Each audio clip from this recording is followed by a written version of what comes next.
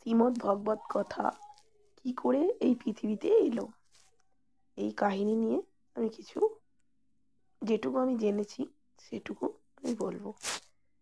তো একদিন গোলকে কৃষ্ণ এবং রাধা দুজনে লীলাবিলাস করতে করতে রাধার মন খুব উদাসী। তো কৃষ্ণ জিজ্ঞেস করে যে কি হয়েছে প্রিয়ে, তুমি কেন এত উদাসী? তো রাধারানী বলতে থাকে যে আমাদের যে এই প্রেম কাহিনী, এটা মর্ত্যলোক কিভাবে জানবে? তো সে তার কাছে একটি সুখ পাখি ছিল।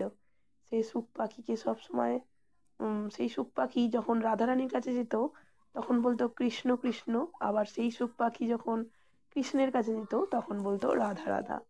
এদিকে এরা এই চিন্তা ভাবনা করছে, আর এদিকে মানে আমাদের মহাদেব, যে পঞ্চানন বলে যাকে আমরা জানি, সে তো পঞ্চমুখে সবসময় ভগবানের নাম গানই করে।